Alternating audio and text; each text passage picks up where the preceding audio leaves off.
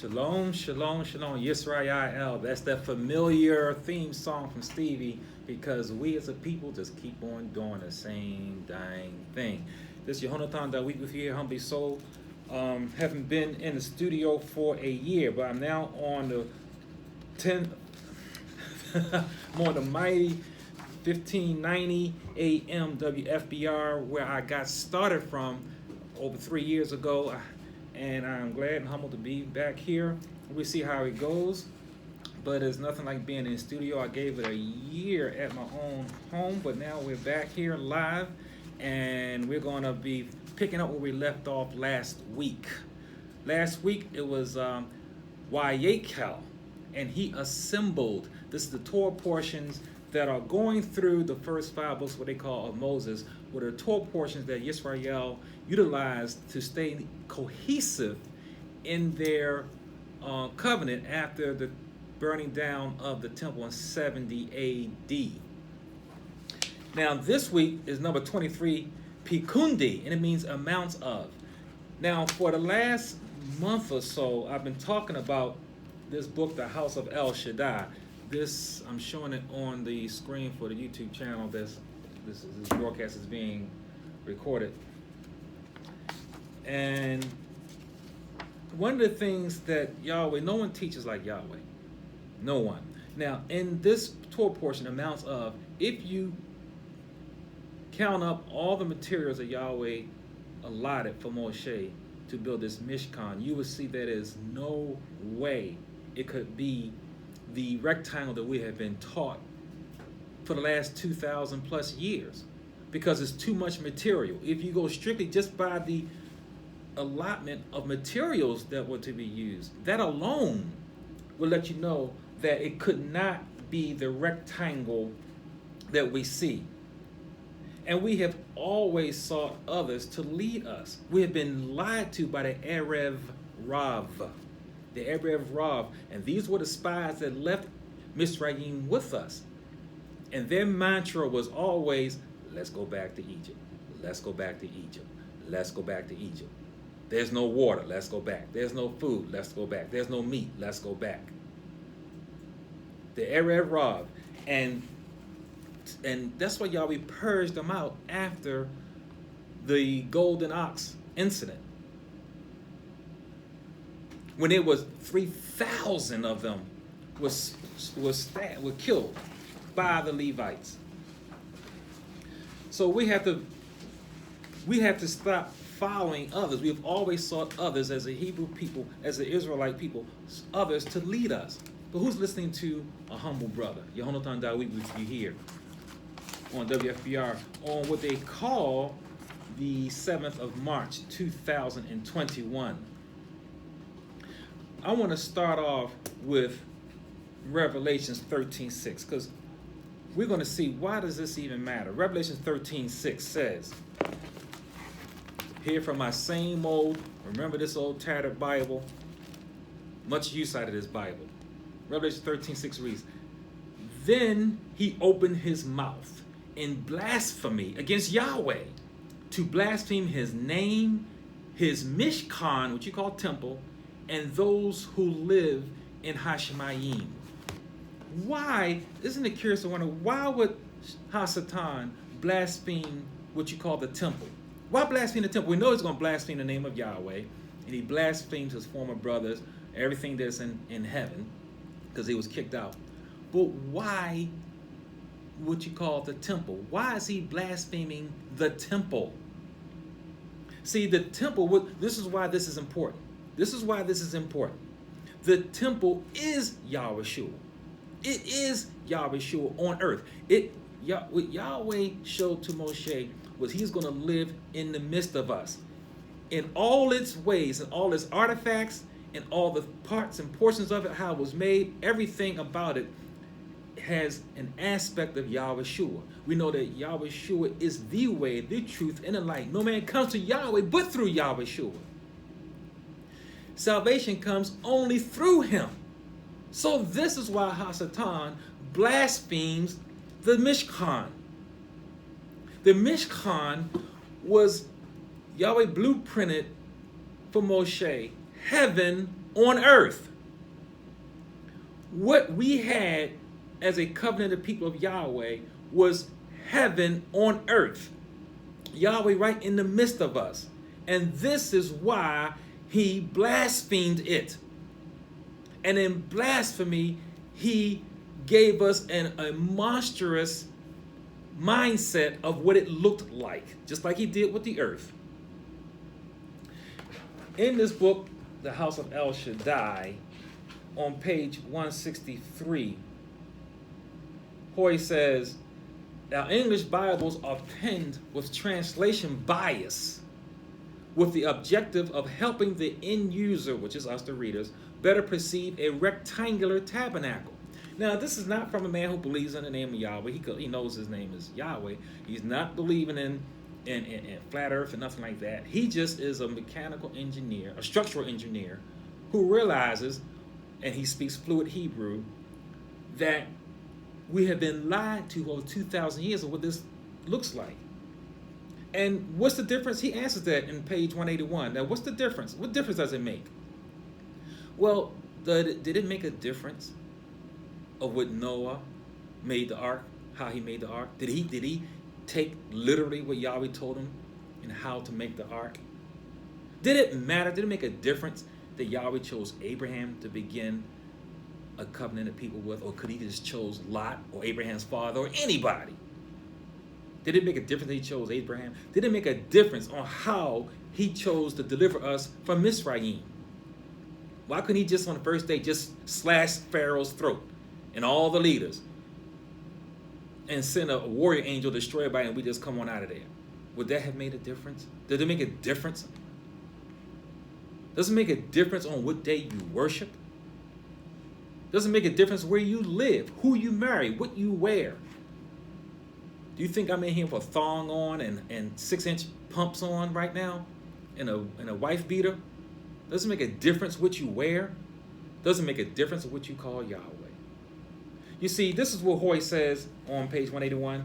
Because see, I'm going to quote, since we don't like listening to our own brothers and our own sisters, I'm going to quote some white people. All right? Let's quote some white people. Since y'all like to listen to them instead of your own brothers. He says, without divine revelation in recorded or written form, religion becomes a very arbitrary and subjective thing. Religion would ultimately become a form of self-worship and self-deification, where there is no absolute truth, no absolute right and wrong, and no absolute good and evil. So does it make a difference? Don't make a difference who you sleep with tonight. Don't make a difference what you call the Most High. It makes a difference. It does. And if the tabernacle is not a rectangle, it's important. Yahweh didn't make a rectangle. He made a dome. He made a dome. Yehonathan, that we would hear Yahweh for Christians on WFBR, the famous 1590 AM. He made a dome, just like the earth. This is why I told you in chapter 35 and verse 27, this is something why I try to always refer us back to Hebrew. And my subtitles of my books is Original Words, Original Truth. Why? Because you're not going to understand a deeper meaning in English. See, in chapter 35 of Exodus, what they call Exodus, which is really Shemot, in verse 27, you see that Yahweh calls us leaders, calls the leaders, the Zakenim leaders, but it is misspelled. And I researched this word and looked it up, and it's not a real word. Yahweh doesn't make mistakes. He called the leaders of Israel Nisham, but the real word should be Nasi, the actual Hebrew word for the lifted up ones, which are the leaders of Israel. The Hebrew word is Nasi. But in your KJV, you read the same word for both of these words. You read the word leaders. Yet Yahweh misspelled it, Nasham, and then the second time he did Nasi. Why? Because our leaders have no insight, no foresight, no They weren't Ruach guided. They allowed and they participated in following the Erev Rav, who was Esau and his red demon seed. Esau, who hates Yahweh, Yahweh hates him, who led us in the golden ox Baal worship. And our leaders, who to this day are misleading us, Yahweh misnamed them. And you can't get that in the KJV. Let me quote, since y'all again don't want to listen to a brown brother, let me quote another white man. This is an English writer, not a Hebrew writer, an English writer, Gilbert K. Chesterton. This is what he says. The purpose of compulsory education is to deprive the common people of their common sense. See, that's why you are given free education, mandated too. You have to have education. You have to be educated in what they want you to be educated on. Why? So they can miseducate you. They take away, they make you intellectually lazy. And then you don't utilize your common sense, because if they keep telling you a lie often enough, loud enough, and long enough, then you'll believe it. You'll suspend your intelligence. You'll suspend it. This is what we suspend. This is what they tell us in our miseducation, okay? In our compulsory education, that we are living on a globe that's spinning 1,000 miles an hour and revolving at 67,000 miles per hour in a galaxy that's rotating 160 miles per second. But you don't even feel it. And none of that, by the way, can be even, the thing about science is supposed to be empirically proven and repeatable. None of that can be proven or repeatable. But it doesn't matter. You can't even feel it. Yet, if you close your eyes and somebody waved their hand across your face, you will be able to feel the air that is displaced by the moving hand on your face. You would know that something went across your face, because the air that was displaced by that hand would tell you. You would feel a difference. You would feel wind, a slight wind going by your face. Yet with an earth as heavy as it is, with the untold metric tons of it, spinning 1,000 miles an hour, when you get in the airplane up top, there's no shearing, there's no wind displacement. As a matter of fact, when you get in the airplane, to get away from the wind, you go at the edges. When there's a storm, the pilot goes above the clouds. At the edges of the atmosphere, it's complete quietness. Yet the earth is spinning. You should not be able to get through the turbulence of something this massive, moving that fast, which is also revolving around a revolving galaxy. But you receive whatever the Evrav teach you without thinking. And this is why Hebrew preachers and Hebrew teachers have a hard time in getting Yahweh's people out of mental bondage, still in mental slavery. Because what do you see all the time on social media and everywhere? We was kings in Egypt. We laud and praise Egypt. We suck down whole whatever Egypt puts out, not thinking that the last time you was in Egypt, you were in the mud making bricks for the man. You were in bondage in Egypt. So why are you praising Egypt? The last time you were there, you were a slave. And if you say you was not, that means you were a slave master. You were putting Yahweh's people in bondage. So there's nothing good to brag about Egypt for. Stop praising Egypt. We do that because we don't think. This is what we don't think about. Gravity. See, gravity holds everything down, right? God gave us gravity, so we all safe. This earth is spinning 1,000 miles an hour, revolving 67,000 miles an hour. The galaxy is rotating 168 rotations per second. But gravity is holding everything down. The moon is 238,900 miles away, and it can't get out of the Earth's pull of gravity. The moon, they say, is in tidal lock.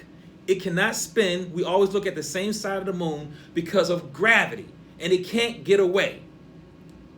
Yet, with all that, and it holds down, looks at this long number. I don't even know this number. I'm just going to tell you what it looks like. There's a 1 followed by a 4, 5, and an O. That's 1,450, right? 1,450. Follow that with 15 zeros. That's how many tons of water are in the ocean and rivers and seas alone. And gravity holds all that from spinning out into this outer space. Yet a seagull is too bird-brained to realize that. A seagull can't count. A seagull doesn't know math. And he flies effortlessly over top of the ocean that cannot move into space. The ocean cannot fly into space because of gravity, but the gravity cannot stop the seagull from flying over top of the ocean. See, that's what we do when we suspend our thinking. And it takes a right-minded, a Sadiq right-minded preacher or teacher to get you to learn the basic principles of the Torah. Something as basic as the temple. Look at this. I'm going to quote another white man, since we don't like to listen to the brothers. How about William Carpenter?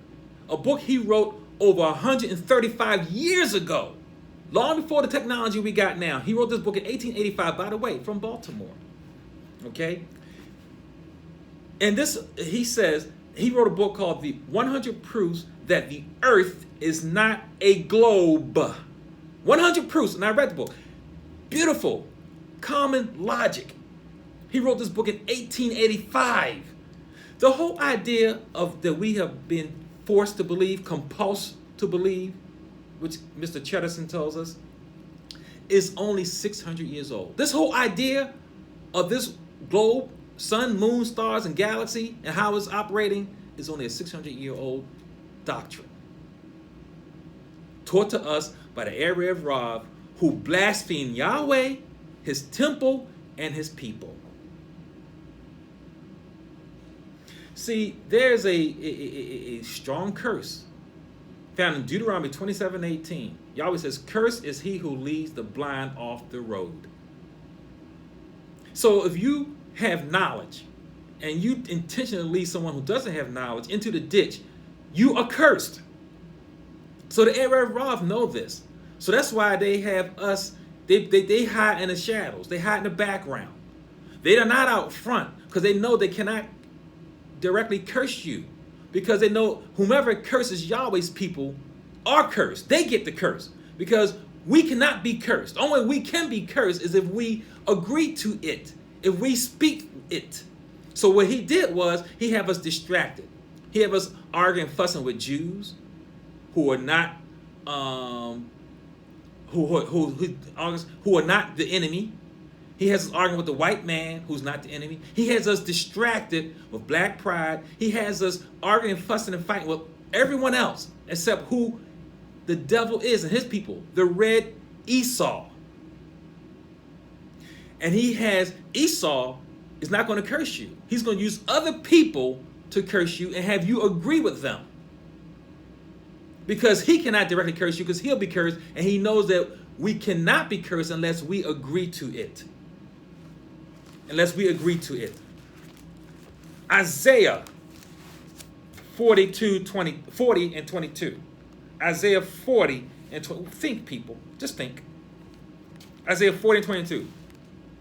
It is he who sits above the circle of the earth, and his inhabitants are like grasshoppers, who stretches out the heavens like a curtain and spreads them out like a tent to live in. A tent. Yahweh made a flat earth under a dome, and he made the Mishkan, which you call a temple, just like it. Because this dome, this Mishkan, is the meeting place, and following the laws and rules of it has you ready for the return of the Messiah. It's his clock. It's his wristwatch. That's why Hasatan with the Edomites won't lie to you about it, so you cannot look for the Messiah at the appointed time. Pesach is coming up. And in my book, I talk about how Mr. Hoy got to the truth of this matter, and it's a shame we ought to be ashamed of ourselves that our Hebrew teachers and preachers had to be taught this by the Goyim. And Yahweh says he's going to make us jealous because we make him jealous. We're going to be taught and led by babies who babble. And what do we do? Our thumb scholars think they know everything, never even went to one Hebrew class, use their thumbs and Google like a baby. And Google. And you cannot Google this knowledge I give you. And you cannot, and it doesn't come from Babylon. I'm a mature brother in Yahweh in this word. And I don't babble and I don't Google. And when you look up these original words that Isaiah used, and throughout, and in my second book, I spend 2 chapters on this. Look up these words in Hebrew: corner, establish, in, found, line, firmament, circle, circuit, and breath. Look up those words and see if you're going to surmise that you are living on a globe. You will not come out to that sermonization. I told you, William Carpenter, who was not no Bible thumper, gave 100 proofs in 1885 that you were not on a globe. Yet I can give you proof from the book, using the KJV, that we're not on one. In chapter 38, verse 21, these are, Yahweh gives us a list of all the tools and things needed to make the Mishkan. And when you add them up, there's no way you can get a rectangle because it's too much material. Yahweh is specific in what he says. He's specific on how to make the anointing oil, specific on how to make the incense, specific on how to make the ark, how to make the temple, what to eat, what to wear, what to say out of your mouth, what to call him. He does not give you general guidelines. He gave specific guidelines. And if you follow that, you cannot get the Mishkan the way you get. You can get a temple, but you won't get the Mishkan, which is his time clock for appointed times to meet him. He's coming back. Yisrael, he's coming back. And everything that Shaitan puts between us is designed to keep us from looking for his return. Yehonatan we with you on 1590. So we find that the other two, even Solomon's temple, all the Herod's temple, all the other temples, they did get pillaged and burned and raped and robbed, but not this one. This is the only one that did not get violated. The one that Moshe made directly from the blueprint from Yahweh. Directly from the blueprint of Yahweh, this is the only one. Now look at this. It is housed, what's the difference between Moshe's temple, Moshe's Mishkan, and the Bayet by Solomon and Herod? Well, first of all, it is housed, it is the actual, in it was the real Torah covenant, and the menorah. There were not any other ones. Matter of fact, Solomon made 10 menorahim, or menorahot, 10 of them, whereas the original only had 1. So Shlomo was wise enough to hide the actual covenant and the actual menorah. But none of them had the original items. They may have had the altar and the laver. Well, in fact, the laver Shlomo used was like 100 times larger than the one Moshe used. So the one that Moshe used was exactly the blueprint that came out of the mouth of Yahweh. That is what this original Mishkan looked like. The other ones did not. It was a blueprint from Hashemayim. Also, the Levites served in it. Ithamar, the actual Levites who were pure then. Then you had Bezalel and Holiab and Ashimach, righteous men who designed it and headed the making of it. Solomon, he had Goyim and fallen angels help making his temple. It was not made after the blueprint from heaven. Herod had, the Shekinah glory did not even indwell in Herod's temple. Yahweh never even acknowledged Herod's temple. In verse 22, and reading on. And this Torah portion starts in Exodus 38, and I apologize for not telling you earlier. Exodus 38, verse 21 through Exodus 40, verse 38. That's Exodus 38, 21 through 40, 38. That is the Torah portion. Now, in verse 22, it says Yahweh commanded Bezalel of Uri, of Yehuda, who was in the shadow of Yahweh with Moses and getting the instructions. Now, why would Yahweh go through the whole line like that? As if there was another Bezalel somewhere. He had to give his father's name and his grandfather's name and the tribe that he came from. This shows that Yahweh specifically had this man born for a specific purpose. The same thing with Oholiab, whose name means tent. His very name means tent. Yahweh made a tent, a dome, a tent, just like the one Abraham lived in. The typical tent of the Hebrews, of anybody during that time. He did not make a rectangle. And you know what? Of all the gold that was used in there, 29 talents was of the wage service. Yahweh is saying that his people are righteous.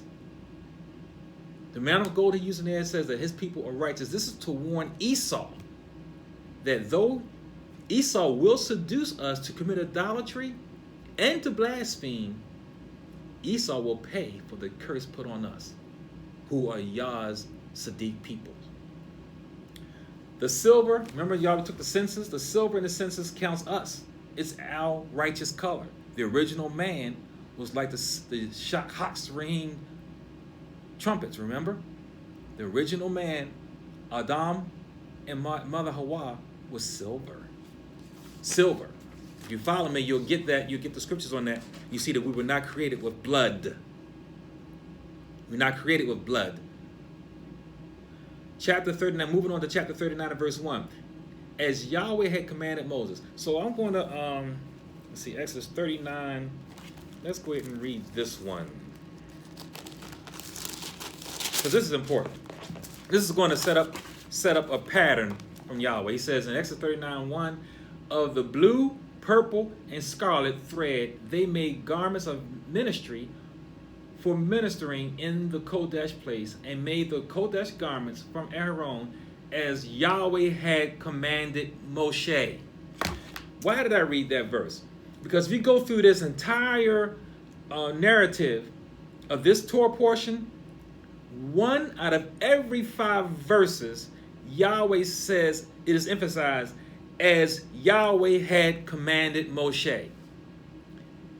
Then he goes in and says, gives some more directive, and then he follows it up with, as Yahweh had commanded Moshe. Then he gives some more directives and follows up with, as Yahweh has commanded Moshe. Then he gives some more directives throughout the time. If I did that for a whole hour here, made my point, and then says, as so have said Yahonathan Dawid, you would say, this man, what's up with this man? I get it. What does that mean? That must mean that Yahweh means what he says. Once every 5 verses, he follows it up with this one line. He must mean what he says. Do you think Moshe, who went up and down that mountain 8 times, 7,500 feet up, 7,500 feet down, 8 times, you think he got that wrong? You think he decided to alter and change what Yahweh said out of his mouth? Yet you say it's not important.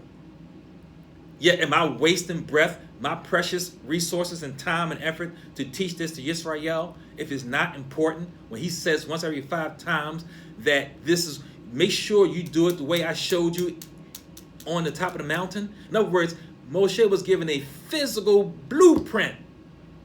And Yahweh says over and over and over and over again, make sure you do it the way I showed you.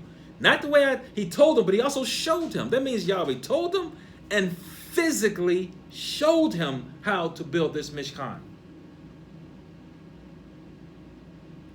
Now, one of the things, and this word Yahweh says, the way I commanded Moshe. This word command in Hebrew is sava. Sava is command. And guess what sava means? It means to intensively constitute. I had to look that up this morning. Sava means to intensively constitute. That means Yahweh didn't give Moshe a suggestion. He didn't give him a multiple choice. He didn't try to just guide him along. He said explicitly how to make this Mishkan, what you call temple. So again, do you say it's not important? And it looks like this. Go to the channel that I'm recording now. It's a dome, just like what you live on. You do not live on a globe. And it's very interesting in verse 30 when Yahweh talks about this crown on the Kohen. The Kohen Gadol is the chief, what you call the chief priest. Very interesting that the priest has a crown. Yahweh made a crown for the priest, but the king is never given a crown. Yahweh never instituted his kings to have crowns. Now we do know that Shlomo did have a crown. If you read the narrative, he did, but we never had a crown. It was never nowhere in the scriptures at all does Yahweh command his kings of us to have crowns, but his priest does. And on that crown is set apartness, which you call sanctified, engraved Kodesh to Yahweh, right on his head plate, Kodesh to Yahweh. Isn't that interesting? Because we know in Revelation 14:1. What's written on their head, on the forehead of those who follow Yahweh and keep his commandments? Yahweh's name is on the foreheads of his people. You think it's important? You think Yahweh just puts his name on anybody's forehead? It doesn't matter? Just like it doesn't matter what you call them. Doesn't matter which day you worship on. Nothing matters, right? But yet, Revelation 14:1 says his people's going to have his name on his forehead. Revelation 17:5, what names is on the people who think it doesn't matter? The whore, the beast. I think you'd rather have Revelation 14:1 on your head than Revelation 17:5. Because after that, Revelation 20 and 12 and 15, you have the books that are open and the book. So if you read in Revelation 20, verse 12, the books were open. Those were books. But then in verse 15, you get the book. One book. The book of life. See, to those in the book of life, there's only one book. His people. The book of life. But those where it doesn't matter what you wear, what you say out of your mouth, what day you worship on, what you call the Most High, don't matter. You get the judgment books. And if you're not perfect, like Yahweh said in Matthew 5:48, I think you go, where's it right here? Let's see. In Revelation 21:12 talks about the lake of fire. But it doesn't matter, right? See, in Exodus 28:29, the Godol, the Kohen Godol, the chief priest, has the names of the tribes on his breastplate, over his heart. Yahweh had them in stone, in precious stones. Their names were engraved within these stones of each tribe. Each name, each tribe was on there. Were any of those names European names? Were they Asian names? Were they German names, French names? Were they names from Italy? 12 Hebrew names. Going into what? 12 Hebrew foundations with 12 Hebrew gates. The theme is consistent. Hebrew, Hebrew, Hebrew. Yet you say it don't matter. Yet Yahweh, it must matter to Yahweh. He didn't put no German names up there. Ain't nobody's name up there French. Ain't no French names up there. Hebrew names. So it must matter. See, in Yahweh says in Revelation 21:27 that in his kingdom will be nothing that tells a lie. It didn't pluralize lie. Lie. It's only one lie. You may think it not matters now, but in the eternal kingdom, Yahweh says there will be nothing in it that speaks or cosigns on a lie. And what is a lie? I've read it to you many times before. It's right in the very first book, very first chapter of the book. from the fourth word God. In the beginning, God created the heaven and the earth. That is the lie. And Yahweh says in Isaiah 40, he declares the end from the beginning. So everyone who goes to the lake of fire goes after the lie, which happens in the first verse of the book. Here's the two parts of the lie. It's blasphemy and it's idolatry. Blasphemy in that it gives credit to God. So that's blasphemy, because Yahweh is no God. And then idolatry, because it worships the globe, which is an idol. Yahweh's house, his bayet, is not a globe. So you blaspheme and you defame his earth. And Yahweh says he's going to destroy those who destroy the earth. How did they destroy the earth? They destroy it by what they say about it. They lie about the earth, and they're going to tell you to go ahead and recycle your water bottle. Stop it. When they're destroying the earth, they're destroying your mind, and they force your children, compulse your children to learn a lie in school about the earth. One nation under God. And it's on your money that you trust in him. It's on your money. In God we trust. So to them will be 150-pound hailstones upon their heads for two things: for lying, for idolatry and blasphemy. Blasphemy and idolatry. That is it. Those two things, which is in the first verse of the first book of your KJV. Yahweh for Christians on 1590 WFBR. Yehonathan Dawid with you here. Now listen. In all the importance of this, which is why you see each Torah portion, the last 4 Torah portions is talking about this Mishkan. As important as it is, Yahweh emphasized again. And see, when Yahweh says, he should only have to say things once, but he says things over and over again. It shows the importance of it. He said over and over again, make sure you do not labor on Shabbat. So even though this was of utmost importance in building this Mishkan, as the way he said out of his mouth, the way he commanded it, Sava intensively constitutes Sava, command, that even that on Shabbat they rested. That's important, because how many things do you do on Shabbat do you think that is important that shouldn't be done? When you have done nothing as important as build what you call the temple of Yahweh, who dwelt in the middle of the temple. Yet, as important as that was, they was not permitted to build it on Shabbat. Now I want to go to 40 verses. So I read that in Exodus 41 and 2. Let's go there. And it reads, Then Yahweh spoke to Moshe, saying, On the first day of the first month, you will set up the tabernacle of the tent of meeting, the Mishkan of the Moed. You will put in it the ark of the testimony and the partition of the ark with the veil. Now, here is 1 year later to the day of the Exodus. Now, the Mishkan is being dedicated. 1 year to the day. So, this is his time clock. And so, Yahweh knows when he wants it done. So it must be important. Specifically to the time. And that time is coming up in the next 3 weeks. So it must be important. We must know when, how, and what Yahweh's talking about, because he has an appointed time. You cannot go to your dentist appointment a week later and think you're going to be seen. You cannot go to the doctor anytime you want. You have an appointment. You have a scheduled time. You have a time to be to work. You can't show up at every time you want. At the appointed time. The entire work was completed and erected on Rosh Chodesh Abib.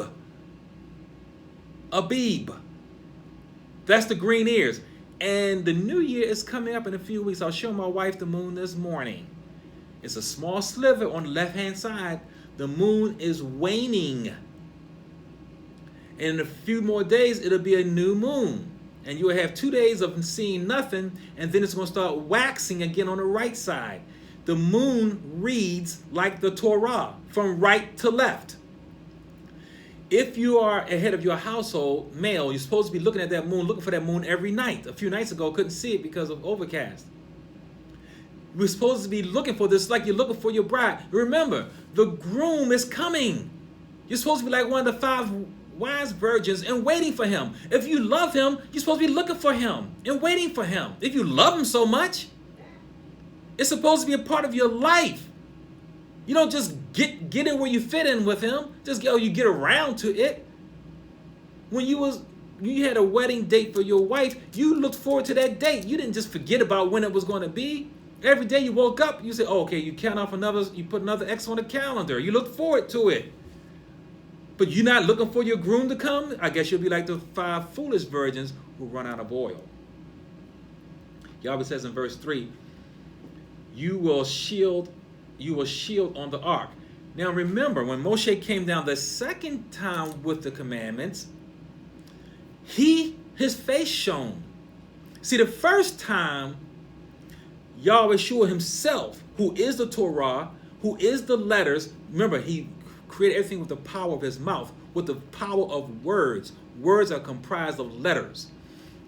And we know that John 1:1 says, in the beginning was the Word, and the Word was Yah. It was Yahweh Shua was the Word. He was the actual words in the tablets. Yahweh Shua was going to dwell within us in the most holy place, in the Mishkan, in the middle of us. We was going to be married to him, and he was going to go ahead and destroy our enemies before us. We wouldn't have had to wait for 40 years. It was supposed to happen then. Coming down from the mountain to marry us, what are we doing? Committing idolatry and fornication with an ox. The first letter of the Hebrew alphabet, which represents Yahweh, which is why the area of Rav made him. Gold is the color of Yahweh. And what did our foolish leaders did? Follow after the spies that came out of Mizraim with us. The Edomites who came out with us. And they didn't curse us. They propped us up to do it. And Yahweh was coming down to marry us. The groom was coming, and we out there dancing and frolicking over the ox. For that reason, we had 39 more years of walking around in circles, just like the clock, with the temple, with us, keeping the feast days all that time, like a clock, and not one of those men above 20 made it into the promised land. Not one. Except we know Yahushua and Caleb. In verse 8 of that same chapter, let's see what that says here. In verse 8, it says, you will set up the court all around, Sabib, and hang up the screen at the court gate. Like I said, if you look up these words in Hebrew, you'll see that you had a tent, a round tent with a round barrier, perimeter all around it. And this word around is sabi, circuit, roundabout. Brown Drivers and Briggs says it's in the circuit of roundabout will encircle. Not rectangle, not box, not square, not triangle. Circle. And why? Because Yahweh Sabah, he's a host of war. And you will set up this court all around and hang up the screen of the court gate. And this is going to set us up, because this is what it's going to look like before the Battle of Armageddon. Now, going back to my point, I missed the point here. Now, remember, the first commandments, all right, and Yahweh reminded Moshe that he broke them. Yahweh sure sees us whoring and frolicking around this ox. He goes back up to the top of the mountain. Moshe, then the tablets become heavy. Moshe drops them, throws them down, breaks them. And then now, the last time he comes down with the commandments, this time he is glowing. Because now the Torah is on him. Now Moses is the lawgiver. Before we had it glowing on the tablets, the second time he was glowing. So he had to put the veil over his face So the Torah, which is Moses, was the walking, living Torah. He was the covenant. He was the walking commandments. His face had to be covered up. Now, once we get the Mishkan all built up, then he takes the tablets out of his tent. The original tent of meeting was Moses' tent. Everything was stored in there. All the things that was gathered to make the Mishkan was all in Moses' tent. So he brings out all the implements, the menorah, the showbread, everything was in his tent. His tent was the tent of meeting. Then after the Mishkan is built, it becomes the tent of meeting. So Moshe takes the Ten Commandments, puts it in what you call the most holy place, and then that is veiled. Then Moses no longer had to veil his face, because the law transferred from him to the tablets again. But this time is at a lower glory than it was the last time, because it was literally Yahweh Shua in the letters, the pictographic Hebrew letters of the tablets. And that's a beautiful thing. You can't get that in English. Now, what's this thing about the beauty of with Yahweh? You can, it's not about once saved, always saved. You're not going to be saved and then can just do whatever you want.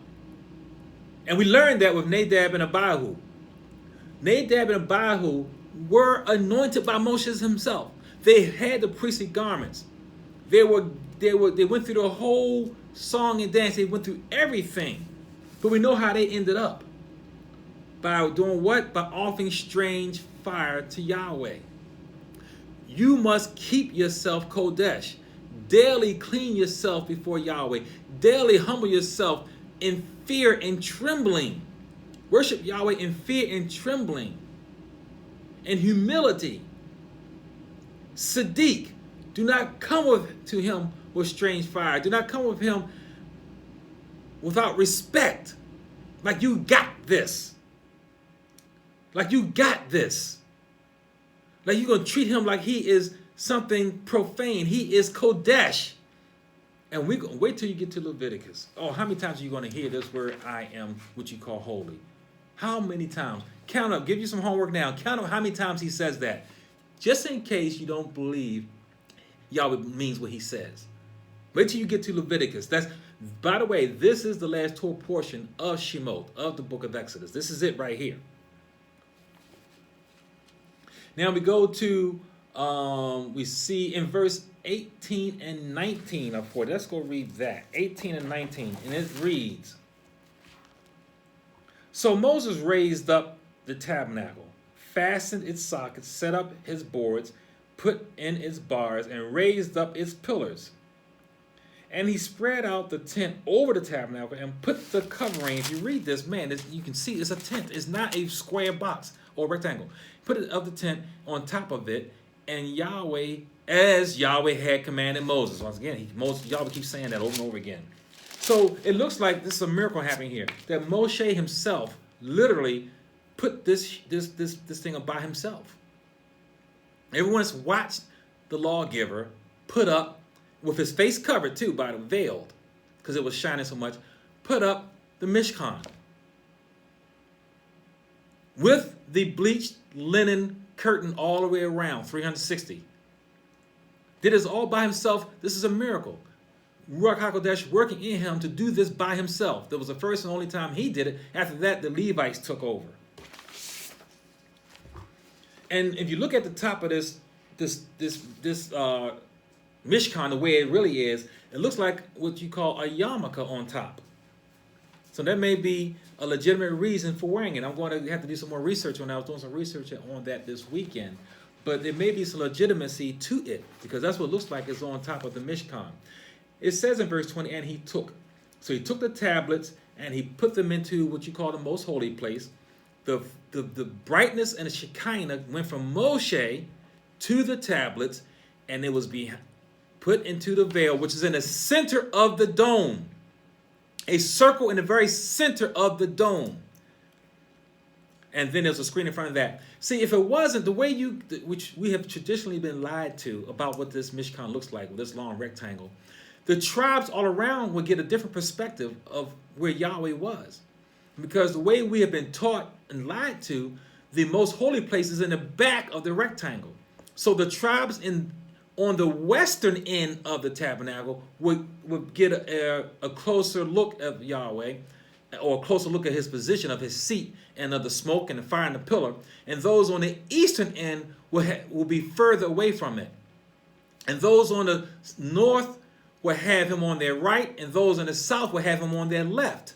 So we got all these different views, our personal view of where Yahweh is in respects to where we are. So obviously this is not true.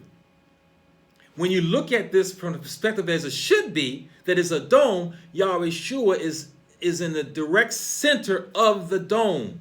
The most, what you call holy place, is a tube, a complete circle within the dome in the very center. Get the book, you'll see it. But y'all say it don't matter, right? I told you this word around in Hebrew means circle. It's a circle. It does matter. Then the cloud, once this was completed, the cloud only ascended when it was time to move. Other than that, Yahweh Shua was right there. You had the cloud ascend, and it filled Yahweh Shekinah. And Shekinah is a what you call a female word. It's a feminine word. It is the only pronoun used in the entire Torah that describes Yahweh from a female perspective. That's the word Shekinah. All the other words are male words. Shekinah is a female word.